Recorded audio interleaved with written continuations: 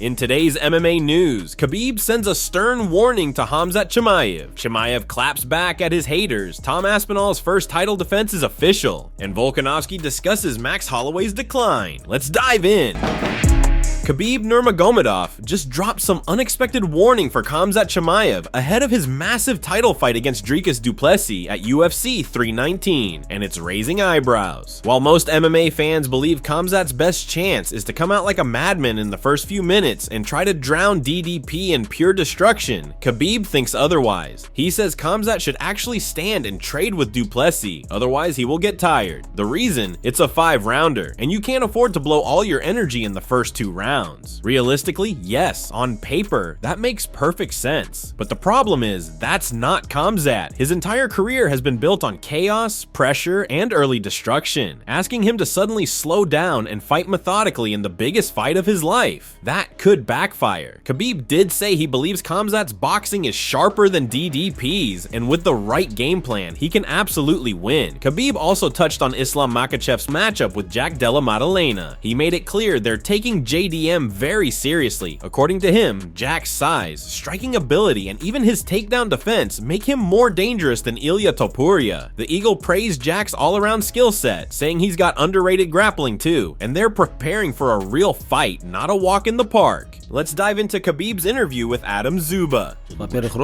Okay, so I don't think du Plessis is bigger than Khamzat. Khamzat is taller, and I don't think Dricus walks around heavier than him. It's a fascinating fight, really interesting to me. It is a culminating moment for Khamzat's career. All the work he's been putting in has brought him to this point, and now it's time to put on the finishing touch. It's a real test. Du Plessis is the kind of fighter that if you don't knock him out, he'll keep coming. He's strong, and his kickboxing has a weird, unorthodox style to it. He's not very accurate with his shots, but he throws a lot and is always pressing forward. He's not the most technical, so my personal advice to Khamzat would be to keep it standing. In pure boxing, Khamzat is better.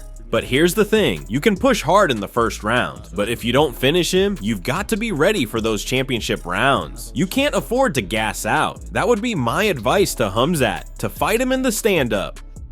Khamzat Chimaev has been one of the biggest talking points this week, especially after Paulo Costa's loud call-out at UFC 318. But it wasn't just the fight that made headlines. Costa came out firing, accusing Khamzat of messaging his wife and even dropping a leaked screenshot of the message. Khamzat, for his part, is saying it was actually her who messaged him first. Now look, we're only gonna touch on this briefly. This ain't some reality show. It's important to note that Paulo's wife is also his manager, and the two were scheduled to fight at one point, so it's possible she reached out for negotiation purposes or something along those lines. But let's be honest, it's not typical for a fighter's manager to slide into the opponent's DMs on Instagram, especially when things are already heated. Kamaru Usman has since weighed in, calling out Khamzat for crossing the line and taking shots at Costa's family. Usman wasn't impressed by the drama and made it clear that even in this sport, there's a boundary you don't cross. He also gave his take on Costa's position in the middleweight title picture, with 185 being absolutely stacked at the top. Guys like Imavov, Bohalio, Cannonier, Whitaker, and Strickland all lurking. Usman thinks Costa needs 1 or 2 more statement wins before locking in a title shot. But with the buzz he's generating and how the fans react to him, don't be surprised if Paulo finds himself right in that mix again soon.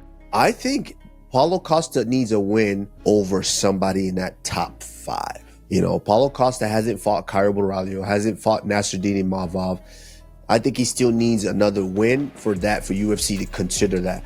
But, you know, great call out. And I mean, come on, Henry, you said that. Like, I guess this is the time where anything goes nowadays. You know, we're talking about wives, we're talking about families, we're talking about, like, come on. At what point, this is what they say is, at what point does this leave sport and become just personal? Because once you're starting to get into other things other than sport, then it becomes personal. Because sport, you can talk about how bad I suck with my left kick, or how slow my right hand or how my lack of power, or you can talk about those things. But when you start to talk about people who have nothing to do with the sport, then it gets personal. Alexander Volkanovski is giving Max Holloway his flowers, but he's also keeping it real. After Max's emotional retirement win over Dustin Poirier, the MMA world was in awe, but Volk took a more critical look, especially at something most fans have started to notice. Holloway's chin might be fading. For years, Max was known for being unbreakable, walking through bombs like they were jabs, but lately, that's changed. He's now been dropped in 3 straight fights, including that brutal KO loss to Ilia Topuria at UFC 308. Volk pointed out that we never used to see Max getting hurt like that. He doesn't like saying it, but to him, the chin just isn't the same anymore, and that could change everything. According to Volk, if Max were to fight again, he wouldn't be able to rely on his durability the way he once did. He'd have to be more strategic, more calculated. So while Max is still one of the greats and went out on a high note, Volk is warning everyone the days of unstoppable Max may be behind us. The chin that made him legendary might finally be showing cracks. We haven't really seen Max dropped like that. He was like getting hurt. I don't know, I hate saying it, right? Like, cause you know, you talk about it, but I mean, is the chin exactly the same? I don't know. I don't know if I can say it is. So, but that's what I mean. If they fight again or you're moving forward, Max just can't rely on his chin like he used to.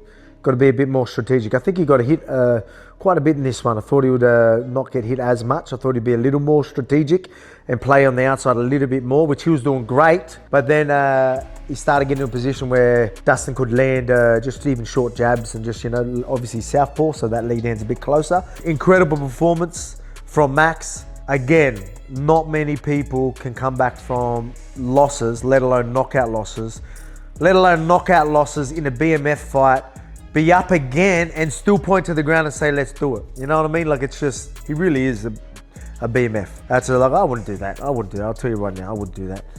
Tom Aspinall has officially signed the contract for his first undisputed heavyweight title defense, and it looks like the long-rumored matchup with Ciryl Gane is finally happening. According to UFC Eurosport, the fight is coming soon, and fans are already buzzing. After months of waiting, uncertainty, call-outs, and constant back and forth with Jon Jones and the UFC brass, Aspinall finally has an opponent locked in. No more drama, just business. And let's talk about Gane for a second. He's coming off a controversial win over Volkov, a fight that was super close. It was a bad performance from Gane, and he knows it. This is his shot to silence the doubters and remind everyone what level he's really on. He's been at the top before, but if he wants to stay there, he needs to take out the new king in Aspinall, and that's no easy task. But man, just imagine the chaos if Gane pulls it off, becomes champ again, and then out of nowhere, Jon Jones comes back, beats him again, and retires for good. That would be the ultimate troll move and one of the wildest endgame scenarios in UFC heavyweight history. Until then, we've got a massive clash on our hands. Aspinall versus Gane is a fight that matters, and it's finally happening. That's it from MMA Psycho. Thanks for watching. Don't forget to leave a like and subscribe for daily MMA news.